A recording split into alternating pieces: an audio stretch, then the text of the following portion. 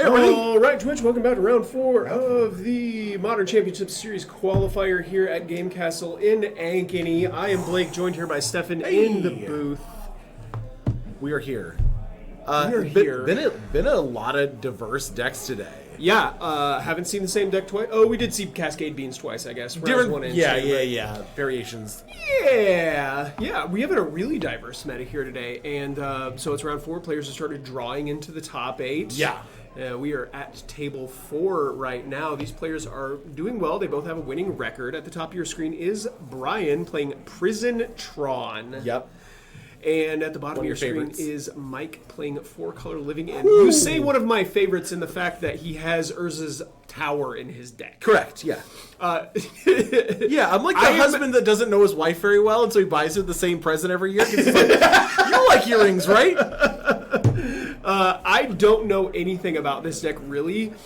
It is colorless Tron. Okay. So he does have a bunch of copies of Ensnaring Bridge and Trinisphere and stuff like that. So basically, I think just trying to This seems up your alley. basically just trying to bring the game to a screeching halt. Yeah, this is a Blake. Up my alley. I love to attack with creatures. Yeah, eventually, but you also like to bring the game to a grinding halt for your opponent. Mike on Living End, which I adore. Yes, this is the 4-color Living End. So he has Furies in the main deck. Yes, I love this. This Yeah. is probably one of the coolest changes for Living End is bringing in Furies. We also have the Oliphants. We have Yeah, and that's the basic land cycling cards from Lord of the Rings is what made this deck possible. Yeah, right? Just really evened out the mana base here. Yeah. Brian on a mulligan to 5 on the draw here. Mike going to start things off by cycling a Street Wraith. Brian's got an Urza's Tower and an Expedition map, and I imagine we'll be heading back over to Mike in just a moment. Yeah, Mike being able to cycle the he's just Force forcing of it. negation to counter the Expedition map. And we're going to follow it up with for a Chalice of the Void on 0. You think that was a heads-up play there? Yeah, You think he was baiting at Force of Negation I don't think with so. the Expedition map? No. It worked out quite No, well. Brian was almost guaranteed on Being able Tron to resolve the map. turn yeah. 3. Yeah. And Mike just goozled him. Michael, You know, I feel like the Chalice is way more relevant. you think so? Yeah, he can't Living in now. Oh, that's true. Yeah. I don't think he was planning on doing that. No, I don't think so. It was either, just the coast is clear, go for But it. here we are. That being said, Mike does have ways to deal with the Chalice. He was able to cycle that Oliphant. I'm not sure he has ways to deal with it in the main deck. Oh, really? No, I don't think so. I can't think of a card. Brazen Borrower, I suppose. Yeah. Yeah, he could have Brazen Borrower. So that Oliphant is the non-full art printing, which is the rarer version. It is? Yeah. Yeah, the Interesting. panoramic version is way more common. Interesting. So, yep, you are correct. It looks like Brian is Oh, going to have Beseiju. So Beseiju is There it going is. to take care of the Chalice. Yeah, I forgot about this. Beseiju. He does take care of Chalice. Quite good. Quite good. Brian it's gonna grab blue. an island out of the deck. You said colorless, but I see It is blue. a colorless deck. I believe the blue is for the land. Are we going to see a Mindslaver lock? I hope so. Because that's the dream, baby. So we've got white bordered Urza lands here. These are Yeah, Brian's Urza Sagas. Yeah. Yeah, they're white bordered. yeah, these are white bordered. Lovely art. I do love this original art. So he's opted to go with the original. These are what, 9th edition? Those are Chronicles. Chronicles. Yeah. These are Chronicles? Yeah, the Antiquity Zones are black bordered. Okay, sure. I thought there was a white bordered like 6th. No, that's the old border, obviously. No, I'm an idiot. Mm-hmm. And here we see a Yeah, that is a Mystic Forge. Mystic Forge. Lets you cast So he can play colorless cards from off the top of his deck. Yep. Yeah. Yeah.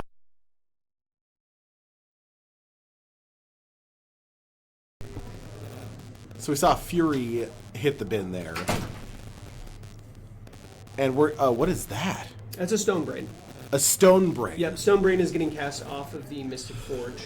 After it's tapped to, so you can also tap it to exile the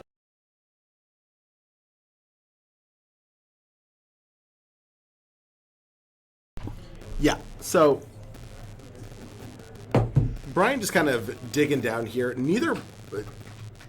Interestingly, Brian under no pressure, and the Chalice has sort of stopped Mike from doing anything at this point. Yeah, that second copy of Chalice is going to be tantamount. So, He's just showing him his whole deck. One thing is when you give up the green that's normally present in Tron, you give up a lot of your ability to dig.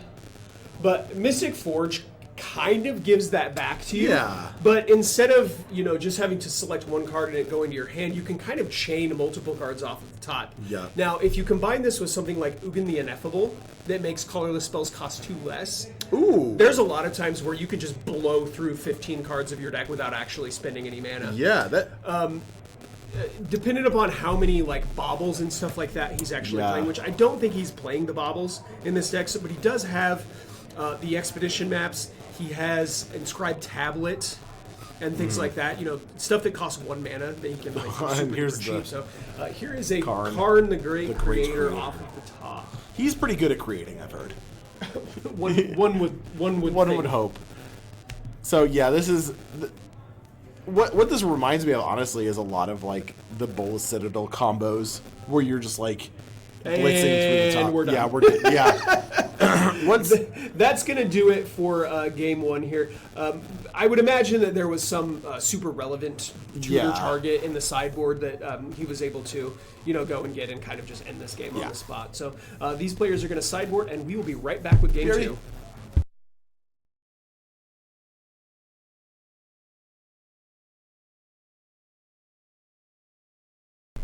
All right, players are getting shuffled up here. It looks like Brian is taking another mulligan. I believe Mike has kept 7 here. What did Mike change in sideboarding? A whole bunch. A whole bunch? So he brought out single copies of Grief, and Waker of Waves, and a single copy of Living End. Okay. 2 copies of Curator of Mysteries, and then his full play set of Fury. All out. That all makes sense, I suppose. So what we brought in, Subtlety, 3 copies of Subtlety, 2 copies of Force of Vigor, 2 copies of Foundation Breaker, a Brazen Borrower, and an Ingot Chewer. Interesting. Which I like Ingot Chewer. Yeah, I like Ingot Chewer as well. Let me tell you about what Brian changed.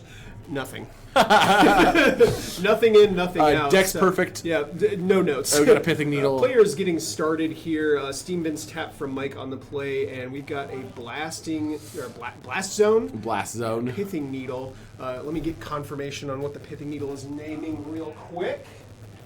Yeah, we're naming Beseju Who Endures. Yeah, that's an activated ability. Sure is. Luckily, Mike brought in other ways to deal with these cards, so... Cracking a Misty Rainforest. That is a pretty heads up. I think it turns off his ability to take him off of Tron. Granted, it still kills, Chalice of the Void and stuff like that, which the Ingot Chewer can obviously answer that. But I suppose, stick my own foot in my mouth here because Brian is not playing Tron this game. He's playing Islands and Blast Zones. Yeah, that's not Tron. In fact, I haven't seen a single Tron land, and I have not seen... Oh. Waker of Waves going to get cycled here. That'll put Living into the bin and a fresh card into the hand for Mike. Don't want that card in hand, notably.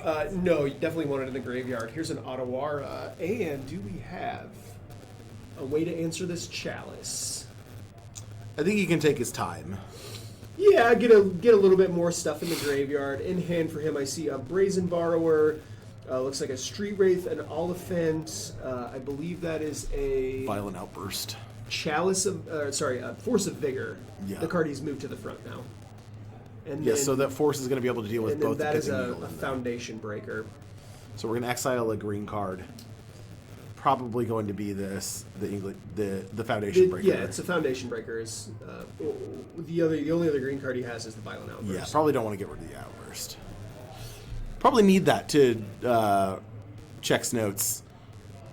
Cast the most powerful spell in the deck. Interesting point of fact here. There are 3 possible targets for this Force of Vigor. Yes, because you can hit the Urza Saga. Or either of the Oh, he's getting rid of the... Yeah, he wants the Foundation Breaker in hand. Oh, It looks like he targets the Saga and the Chalice, which is also the 2 targets I would select. Oh, okay. Yeah, Pithing Needle not... It's sort of not affecting anything, right? Oliphant going to get Mountain cycled at the end. How many lands are in this deck now? Is it 14? Living End? Yeah. I think 15 It's absurd. last time I checked, but they've got eight of these cyclers. Yep. Right? You run 4 Oliphants, 4 Troll of Khazad-dûm. No, they're playing the Generous End. Oh, the end? Yeah. Okay. Yeah, 4 Ascend Mountains. Steamman's going to get shocked in here. What are we doing? Do we have another Cascader? Because the Cascade He has a Shardless Agent. Oh, he has a Shardless Agent. Okay. Because he got rid of the Violent Outburst. Yeah, I believe he's just setting up to max value his Got living it. in here. Yeah, I think that's reasonable. Yeah. Especially Brian on a mulligan to, what was it, 5? He mulliganed to 6. 6. Yeah, Brian on a mulligan, he's going to have less resources. Mike is just trying to... And there here is is the Shardless Shardless Agent. Agent. So now we're going to get to Living End. The Shardless Agent will die. No, it's still in the stack when the... Right, it is not in play when the living end resolves, so it gets to join the foray Yeah. also. Spent 3 mana, get to put into play like 40 power. And... Huh. You got by a Warping Whale. Spell Pierce, a lesser used mode of Warping Whale. Yeah. Except it's not actually Spell Pierce. It only sorceries. Yeah. Counter target sorcery spell unless its controller pays 2. And another a Chalice. redundant copy of Chalice on 0. That he mainboards. He mainboards these cards. There's a reason why it's called Prison Tron. Here's a Stone Brain. And there's a... Well, there's a... There's another. There's a Little violent late. outburst for Little you. late. Shocking in a Steam Vents here. Another... Yep, so unfortunately, oh, there's Foundation Breaker. Brian didn't have the third land here to activate the Stone Brain right away. Otherwise, it'd probably be lights out. Here's a Violent Outburst. So now let's see if this resolves. If he has a force of Yeah, no, Brian's not playing any of the forces. okay. I mean, there's some amount of, Basically, like, most of the ways that he has to interact are all heads up. I was shocked by the Warping Whale there, to be completely honest. There is the Living End. Yep. So he's going to get back. He's going to get the Foundation Breaker back again, so he Yeah. can blow up something else. So, Foundation Breaker, 2 Elephants, Waker of Waves, and that is it.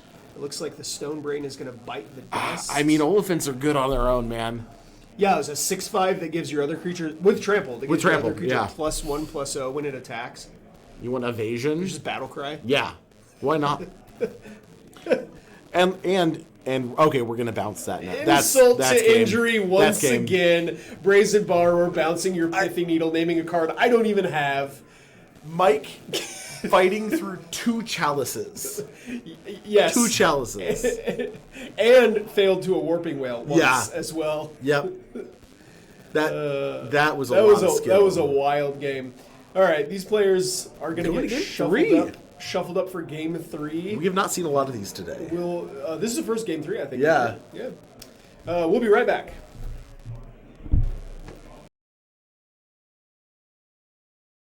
Looks like Living In is going to take a mulligan here in game 3.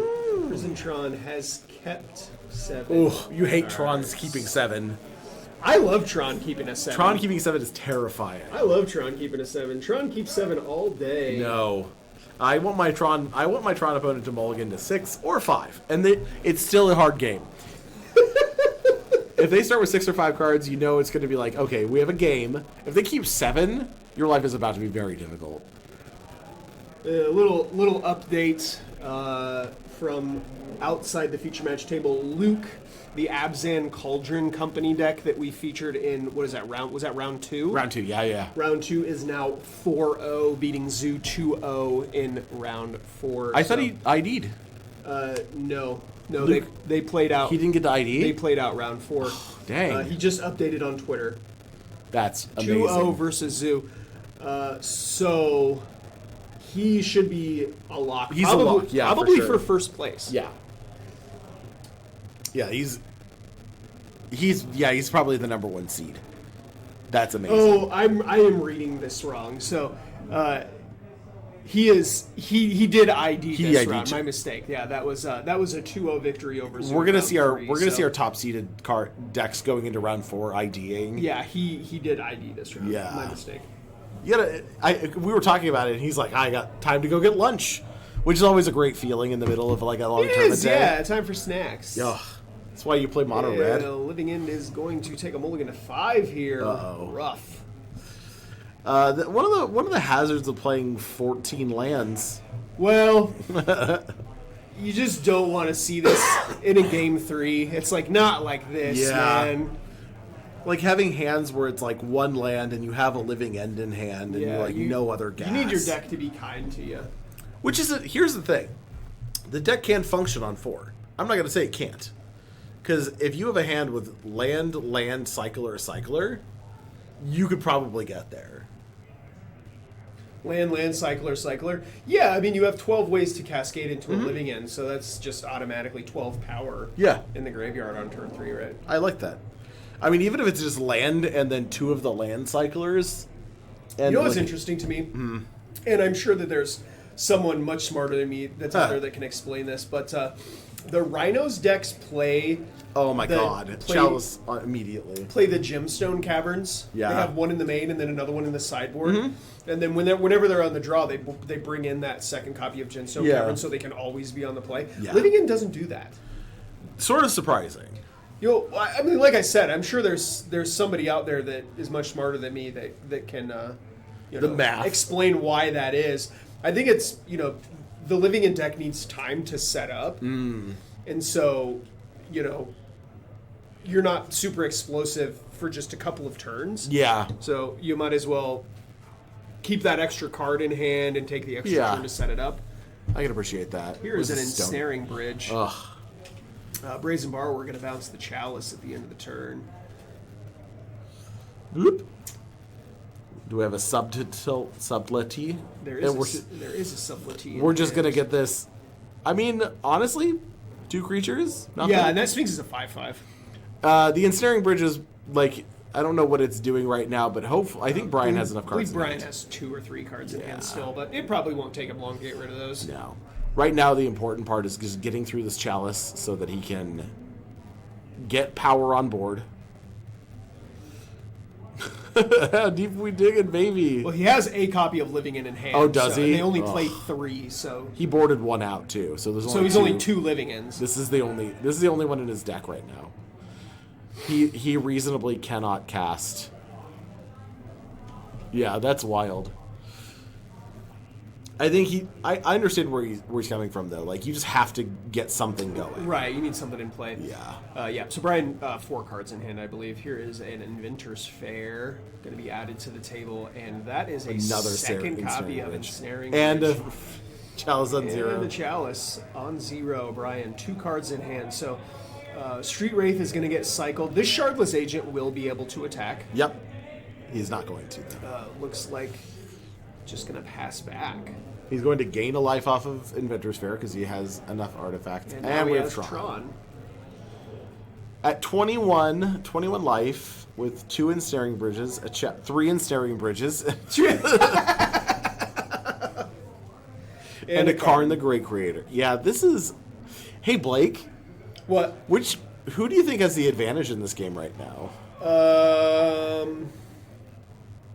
It depends upon how many Visejus Mike has in his deck. Yeah. He has 1 in play.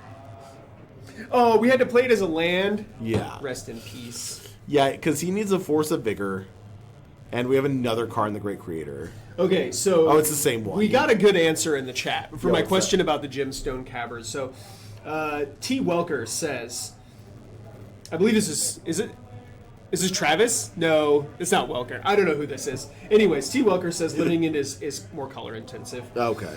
It needs blue cycling for almost everything, and a lot of your opening hands have only 1 hand. And if it's a Gemstone's Caverns, you do nothing. That's fair. Yeah, that makes sense. Stone Brain going to get activated here. I would imagine that's going to get rid of the Living Ends. Yeah, and we are done. Wow. That's Fun and interactive magic. I mean, it was kind of. That's what that was. I mean, Brian interacted in a lot of meaningful ways. That was interactive magic at its peak. All right, guys. That was round 4. We've got one more round of One Swiss more. to go after this, and then it'll be time for the top 8. All right. We'll be right back.